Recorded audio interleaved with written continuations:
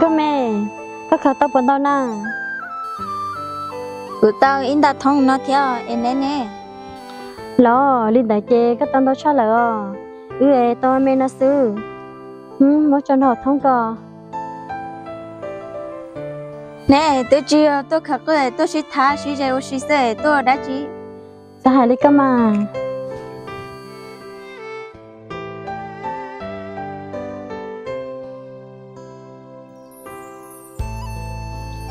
Nè lão, yêu liền, nè chỉ tao một trái lo, ôi cha, không có được quảng cáo. Chỉ tao mua, ship lên mà đi lò. Ôi li là mà, tin tôi thảo có thả cắn là một trái, cái chỉ tao không lụy lo. Căng, sát xả lấy cho. Cơ mẹ chê, do lưỡi nạn trở lên đó.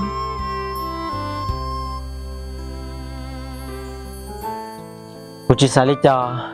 in đồ nó của tứ sự ngô mẹ cháu luôn mình chỉ là mỗi mùa Căng, bây giờ chơi một số khó tư na. Lạ lì nó sẽ trên một sân mô bò. là mẹ cái xứ cho lấy cho một khởi cơ là xứ này giờ lại nông lo mà lấy khách đâu là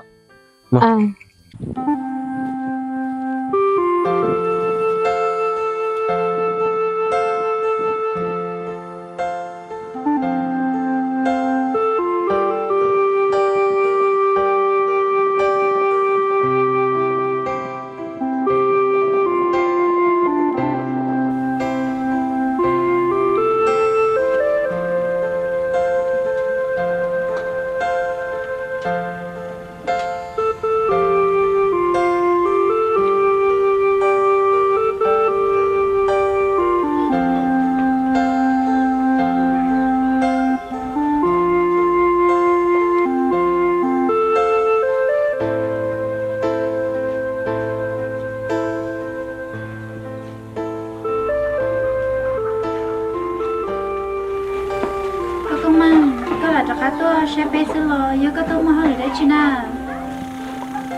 Cụ thật ra tôi sẽ nè, được kia tụi lũ xí xưa tại. Lo, nha, cái thật ra tôi nó, có nhiệt thia, có gì là nó có nhớ trong phòng. Cụ nhiệt thia, cụ chỉ là nhớ rau cao. Cụ tới một khai cao, tao cụ nhiệt thia, cụ chỉ là lời trong xe hành ly. Hai tia kia có tuần xài. Cụ nhiệt thia, cụ chỉ như bỏ rong, cụ thả kia, cụ thấy lý tua. Em nhiệt tài, giờ chỉ nè, cụ bỏ rong, cụ thả kia nó. Cái giờ chị bỏ trong các là mà. Cụ tới hai đứa cái tia, chỗ kia nè xí nhiệt, ra cho, xí hỏng nó nè. Kia xe, tụi nó tụi nó kia thả, kia từ lũ xe, kia phụ nhiệt của. Nè, cũng mang. Cho tôi xu là nó xu. Có lia mình xài. Tôi có mang nè, để chê, mà chém nó mò. Có mang, chém nó mò.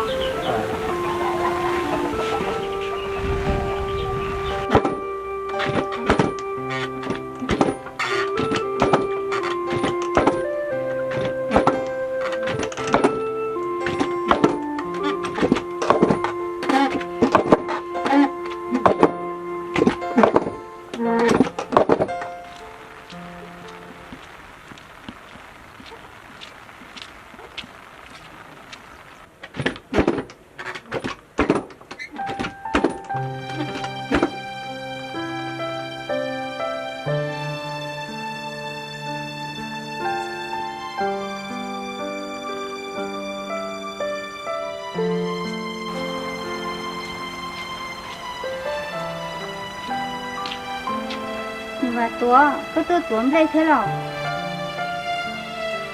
Yêu cơ anh đi cho. Tôi tốn đây thế lo. Nè và tới kia lỡ yêu sai, ba tốt cho lại và cô lo na. Số li anh đi cho. Số và có chúng muốn cho xe nhớ là. Yêu hai tiền được chúng muốn cho xe nhớ để ta vào linh đó. Ní sao số là cho cụ là. Cụ yên chúng muốn kể chế xe tao nữa là. Ô xe lo theo, tao chỉ tao lo tí tao cho tao nó là. Nhà này chẳng muốn cho xe nhỏ này thì chỉ tao xa xó là đâu có. Hả chứ là mà, cũng như chị chế xe tao là. Giờ này lo thế chỉ là cũng như nhớ đi nó tao nữa. Ê chẳng thì nó chỉ ngờ xin đâu lời tí tiền lo. Cũng chẳng xa hay tiền, ngờ chẳng xa dùng một nhau ok nó. nếu y của bỏ cắn thảo lòng coi của chính trang của nó cắn mà lấy kia đâu của của thiết lý bảo thì cắn hia nó chỉ ngờ xin đâu à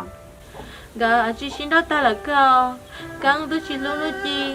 cắn là giờ nó chi một sao sư cắn đi nung một thả lòng gao tôi chỉ là ba nó chi ở nó hào in nuli nó chi một sao tao cắn thả lòng gao là cắn chỗ ở hàng món nó chi đào thia em nó chi thế là kia tên đặc cú em thế là hôn nếu bắt chua thì chua là tôi muốn xí thả muốn cái xin đó ta là ô li lo mà cắn thì chỉ luôn nó chi li chẳng chân nó chi đâu cắn nhau thia chẳng gì nó chi luôn nào gia đình đã chơi cùng muốn đây có tổ cho có mà đi là cá lò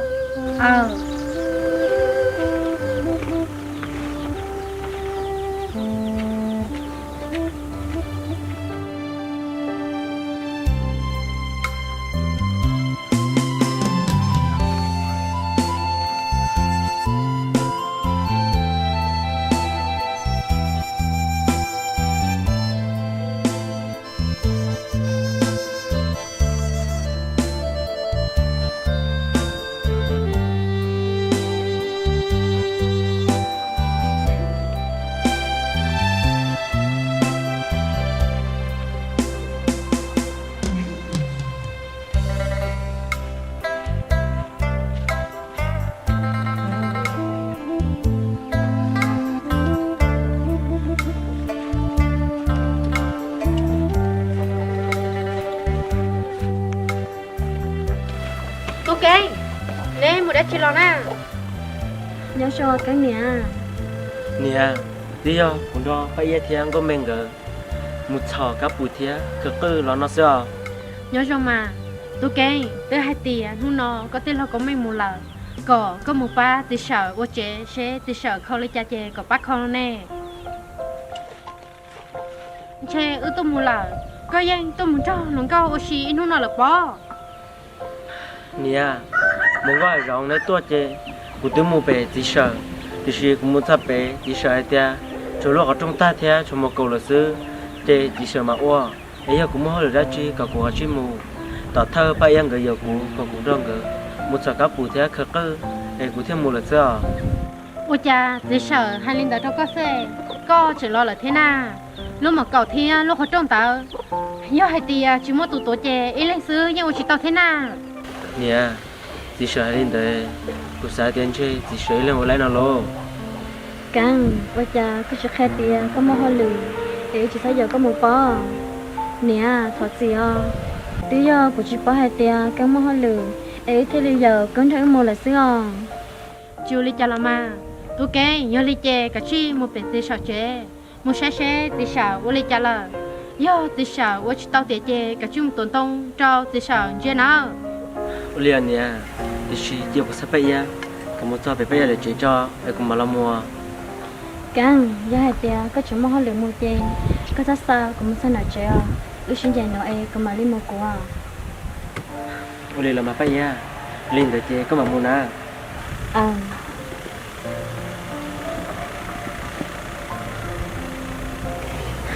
vậy à ô lê cha tên học con này tên một khảo cứ tên một sọ các buổi ô lê cha chỉ quản năng hai kho lên à sọ tao đó cơ ta chỉ có miếng có muốn thế là cụ thể hai tia có cắn gái kho là trên nó nọ ta chỉ cắn hai tia có gì khó sọ tao lo ấy nó chỉ tao ta ấy cắn thì chẳng có là sữa ăn có hai rong mình thấy vậy à tôi kêu tôi chỉ hơi tôi tung nông lù ít tôi tỉ thia từ thả tàu nhá rồi ấy thế li dụ nhá lò tôi chỉ luôn nhá thế li mua nhá đâu trọc cá lờ tôi kêu nè phải ok cho nó lên nó có nè là bỏ xong có thả tôi kêu thế lo cụ nè là những chị cơ hai tia cho cắn chỉ lúa cụ cắn là đa của xứ nọ cái gì cái như là đó cụ nè hai tia cắn nhiều lúa cụ ấy cụ thế lên cho cắn ok cho nó chỉ sao mua leo nè giờ tôi kêu nhớ của tôi mình nhỏ cái lò của chị tôi nữa to nữa chả là nu nè cháu mình nhỏ chỉ thả mù nè chỉ cho chỉ lú một tay mình tê ấy nè hồi giờ hai tia giờ thì biết cho lo chỉ hai nè theo có chỉ son trên tôi kêu thế nào Olima cái thế hai tia có mong mình giúp bao nhiêu là nó tên là đâu thà chi do là mà ta chỉ bao hai tia cho muốn cho tao lo chỉ tao liền lo lên đại chê cũng mua là em nên mà lên mua nữa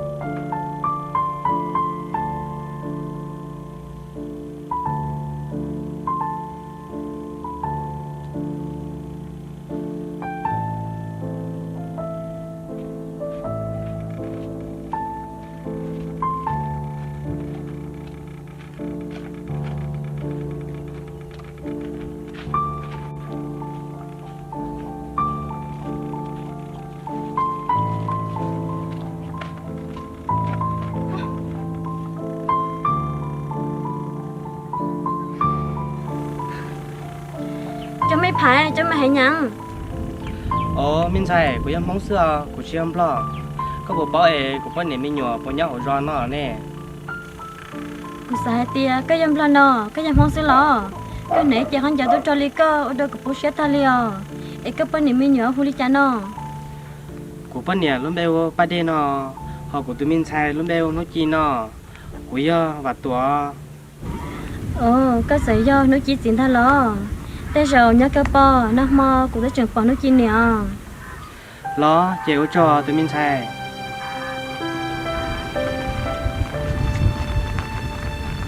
tụi nó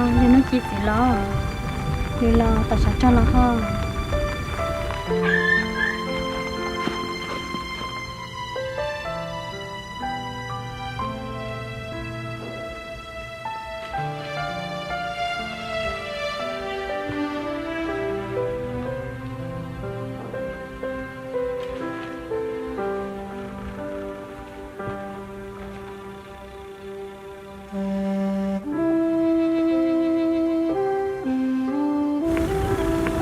nhà đèn đèn này nhà của lúc trẻ chẳng nuôi lúc cô cha nhà nhỏ tao có sổ là xưa của con nhà vợ chồng lúc của thia vợ chồng nhỏ tao của là nè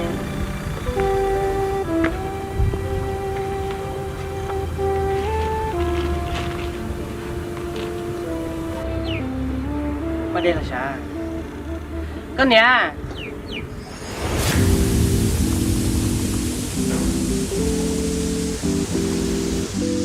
lo cái nhà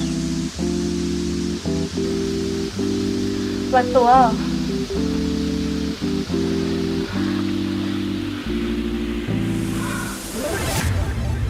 cái gì giờ cái thế lo là giờ của bao xuống là của không có trái nào cái nhà giờ của tiết là mà chưa có ông bao sủa chưa có ông bao trái liao của giờ bà tua của ta cái lo giờ thế là cái gì cái đó cái lo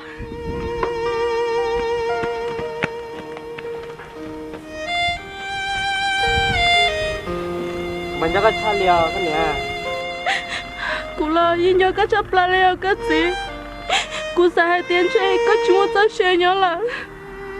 em để tao một ly nó em có thể lấy chuyện lo cái nhà của mình nhớ cái cha liao của tôi tua bây giờ ta chỉ bằng của tôi khăn có đã làm gì tao có thì của tụi mình xài nè áo này tôi sợ cái nhà của mình chơi rất chơi chẳng có chuyện tao của để các bộ đôi lâu năng chết là của trong xe sắp là họ của nó thoát chế nên này tôi chỉ nhớ tao của cái gì cú chơi mua luôn đâu chẳng đâu dán đâu có thả đâu là này là hồ chế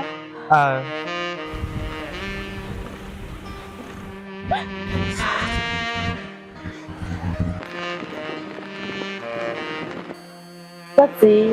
tao đâu cho tao một ly nó cái gì lo cú tôi ta chỉ chơi xe hay kia chỉ nhớ cái tao nó cho xe làm thế cái tôi mua đồ luôn này xe mua đồ từ xe là nó cái nhà của yang chỉ muốn là tư liệu của yang sản phẩm đó cũng xe thì đi mua từ giờ của chị tôi của yang rồi cả đã làm gì cả tao mình nhổn em xưa cái nhà cái chú đi trả gì không phải là mà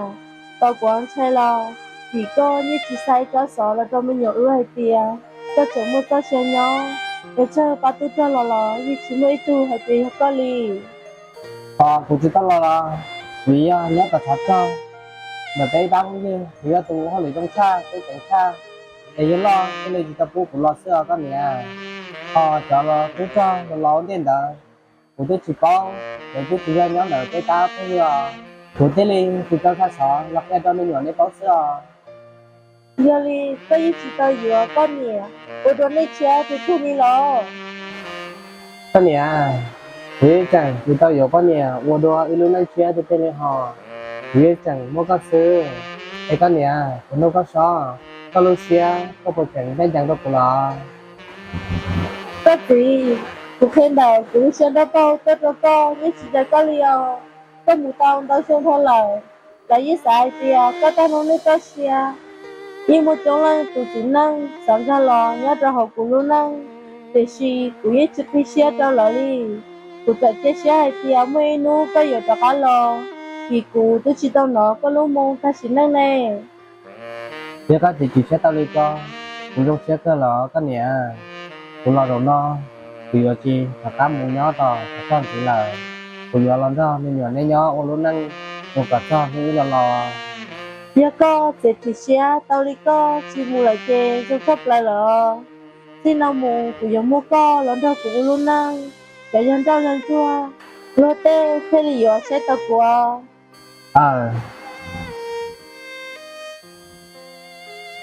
các nhỉ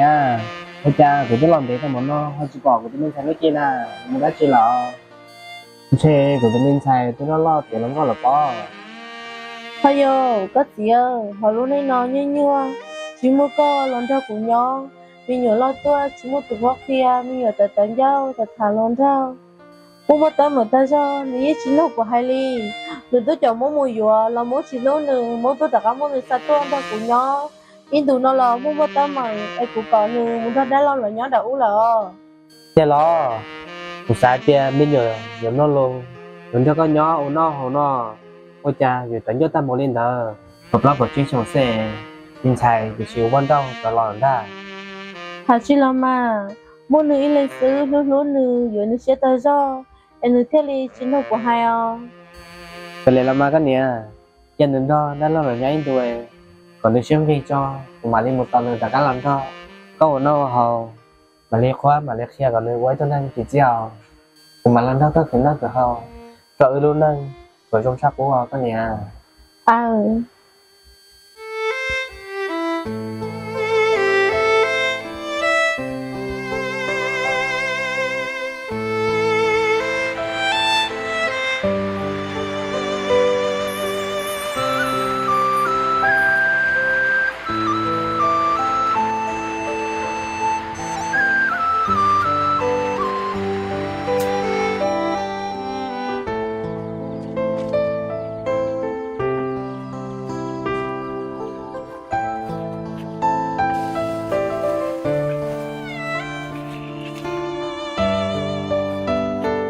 cô có mù đã chưa na gọi rồi cũng một sẽ khó tờ là trò xưa cũng muốn ở đây là lo nhớ cô có hay là cha cháu tên lo chỉ xíu lo người kia là na cô chưa hay lấy trả thia cô chưa hay tia kia lo như vậy tôi này rồi giờ có mang thà kia lo người chỉ biết cơ hiện tại kia chúng mình đã chỉ là thế nào lo giờ lấy cái chế tên lo nhà tên lo kia ta xem thôi tên lo tên li mù chắc kia là vừa lo nhà tên lo một chắc kia là sắp phải rồi nó cái này xin chỉ bỏ nhà có chỉ xài lấy cha chỉ tao cái lấy cha bỏ giờ lấy chè có mang cũng một cho kia là vừa là nhà có là mà cô chỉ xài lấy cha liền cô trong xe đâu có mang sư vì hai tia nhân để ta nó lo thì chụp bảo có mang nhẹ theo lâu lần từ li thì á chỉ sẽ lo người vừa rồi đi kia nè có thay trả cái chúng mà đã chi là do hai tia có khi cũ để có thể là hai xin lo bây giờ cha có giờ sao có thủ căng trong cái giờ đó liều của những cái có thế thì xem mà của thay trả tức là có mang nhiều nhau là trời nên họ chúng mà đã chi sửa để của cái lên nó có sửa kia chúng mà đã chi là cho xe lụt tàu gọi hai rong của trong xe hàng liều của co trước khi của thia khi là mà nhớ lần thứ tư li phải tia tôi nó nhớ lưu nhà dù khi theo mua xe bỏ lấy cha tao của nông ta nông đua lò vì cái này do con gạo con trâu này con mang từ sĩ thả sinh ra sẽ là giờ hai tia con mang nhiều cái lò để bé sinh gì sĩ bỏ lò giờ chúa đi chào tôi cũng sao chạy trả sáng đâu giờ có là xứ nhà có giang lằng lù chẳng có thực khăn hay cho của hai tia đã cái này chúng ta đã chưa là cái của lấy trong xe xưa Olima ê ngồi rồi Olicha ta kỹ nó của tuần trước có bé trẻ họ chụp bỏ có lời na bây giờ ta kỹ nó nếu tôi muốn thấu bác là xưa để có tôi thì để chuyện chỉ cũ để có tuần chỉ cũ mà đã chưa chúng mà đã chỉ theo nhân gió co sẽ bỏ co để thì cho gì tôi có tao đâu có thả sư sao đã đào hai chỉ tiêu là mà giờ lý chế giờ của ba con gà đê một sao chế cho để cùng mình đi một chế to cái liều cô tôi chuyện nhà thea ai chuyện ta có để có một chế ta lo ô trong sai nào à có mà lên mua à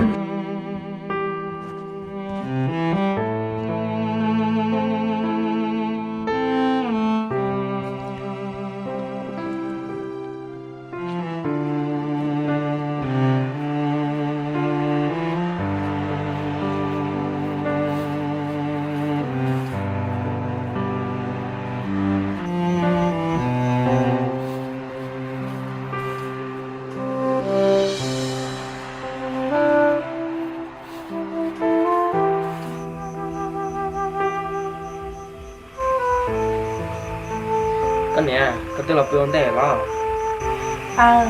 cái chỗ đã chê cái chỉ tao là bữa na bây giờ cũng chẳng mua nhau cái tao là sẽ cái nè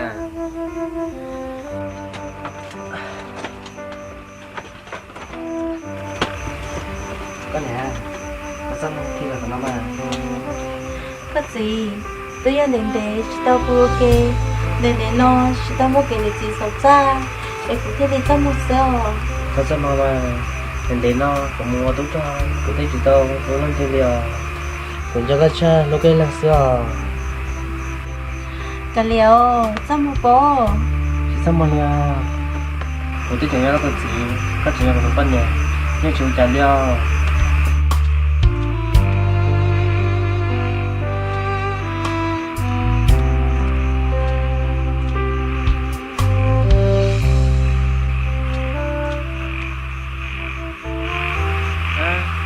bây giờ mình nhớ tao của nè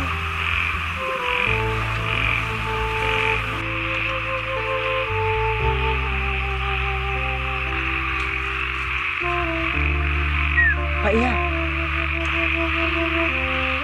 chẳng có tôi lại lo sao tia đi lại có tôi lại lo bây giờ của trường khoa mình giáo lý sao có tụi này rồi thế có này cái gì là của ta là lo này kia có chỉ biết tôi lại lo em cả nó chú đi chạy thế thì sự cái tụi này lo giáo lần rồi nên là chuyện đó cái chuyện nó bỏ cũ để nó tiền cũ cái này được làm sao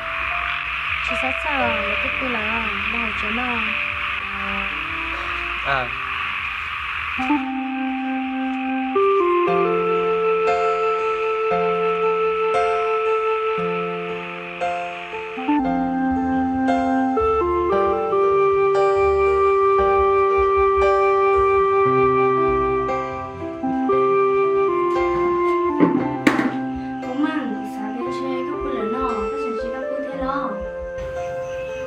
tao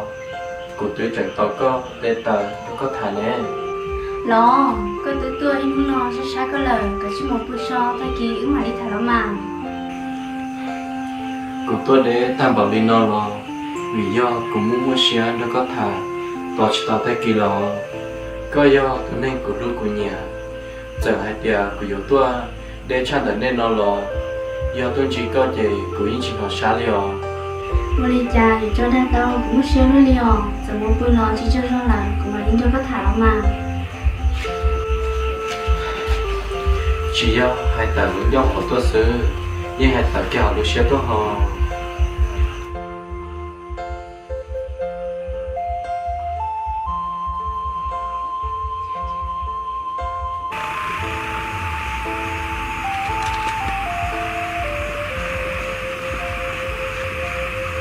vậy à thì ra cái lô thì chỉ thả lên để ta mò lên nó thì chỉ thả cái tele để coi chuyện lúc của nó căng thắm mà chỉ có xài tiền của chị mới cho con để của chị lúc con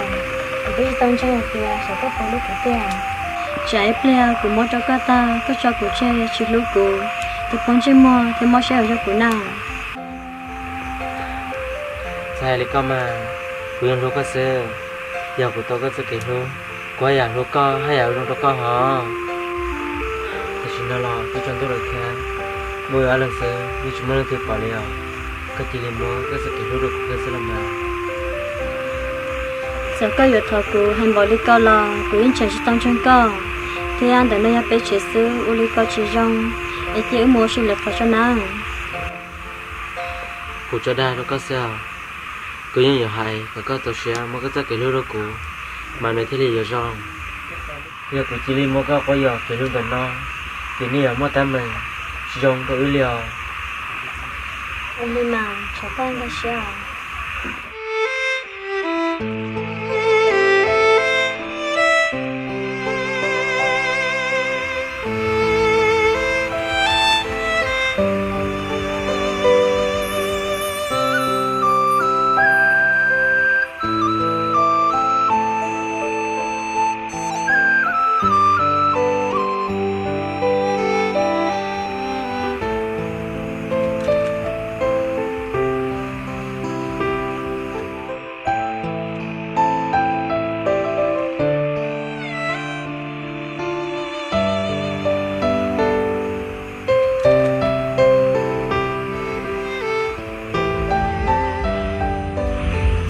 cũng có xả đã chỉ được nửa cơ này cái chính là của thằng nào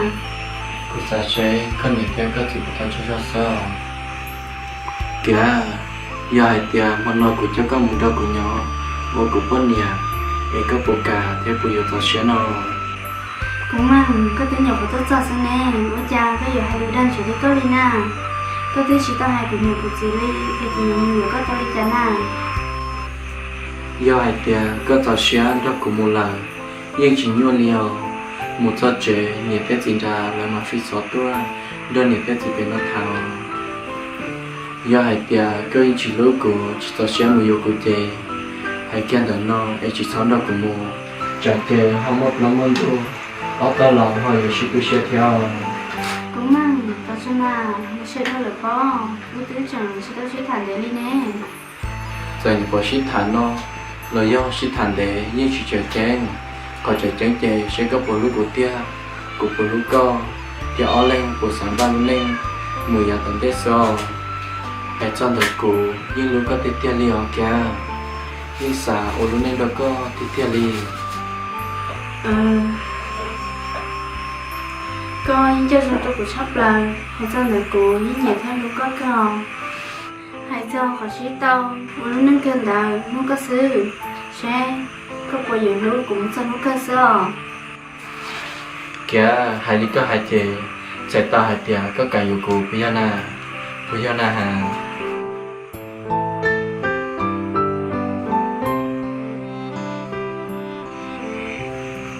kia nhà lý chè mua đi trả đến tới Singapore tao cho mà có chị nói mua chị tao lấy nào tao cho mà đi trong nước lời đi mua đi cho nó chính sao tôi một cú nhân đó nó là mù căn đồ sứ trong là do là nhân gì lo trả nhiệt tết Singapore họ chỉ bố trí được thế mua cũng trái đồ là trả nhiệt tết Singapore